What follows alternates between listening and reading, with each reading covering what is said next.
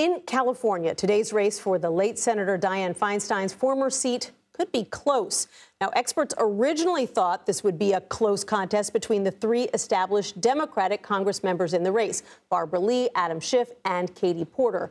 But now, Republican and baseball veteran Steve Garvey has a shot at making the November ballot.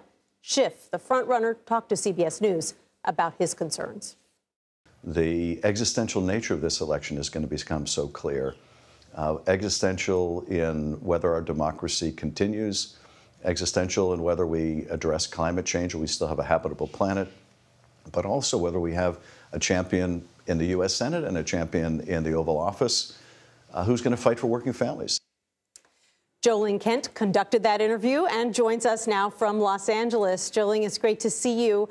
You have been following this race. California is usually known as a safe blue state. So why is Schiff's closest opponent apparently a Republican? Yeah, that's a great question, and that's what everyone's wondering. How did it get to this point in the race here on Super Tuesday in this primary? It's a jungle primary, so the top two, regardless of party, will go on to the general election.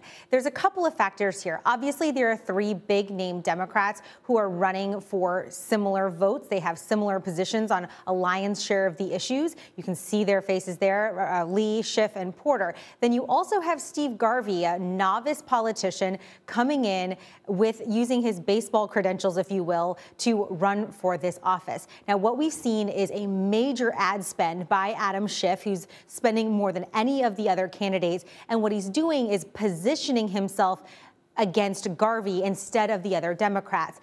Representative Katie Porter has said that this is a tactic by Schiff to try to eliminate the other Democrats, to consolidate more support. And that is why Garvey has been elevated, because of his name recognition, Nancy. It's always hard to get voters out to the poll in the Democratic Party if there isn't a big contested race at the top of the ticket. You've just got President Biden there, expected to easily win. But there's also this concern that young voters in particular are going to skip this election. Why does that concern exist, and what are the candidates doing to try to reach them? I asked Congressman Schiff, the frontrunner, about this issue, and he says that it is a problem not just for him, but also for President Biden, and they're working hard to address issues. Schiff specifically says that he's got a priority in terms of climate change policy and the economy and in bringing down inflation to the extent that he could as a U.S. senator. But what we're seeing is 22 million ballots were mailed out in the state of California. It's a mail-in ballot state. People like to vote ahead, drop it off, mail it in.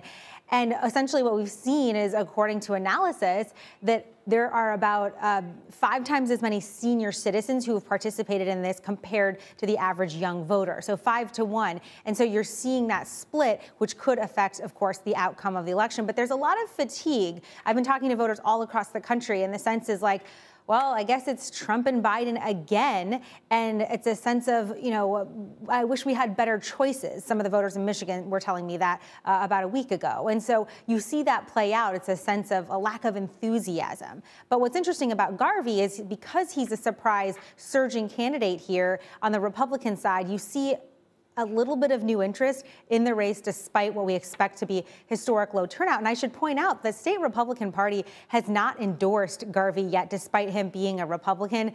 And that's due to the fact that they haven't had their nominating convention. The state GOP tells us that that is likely to happen. That convention will happen in about a month or two. And Garvey himself has yet to run a single ad. Ling in Los Angeles, thanks so much.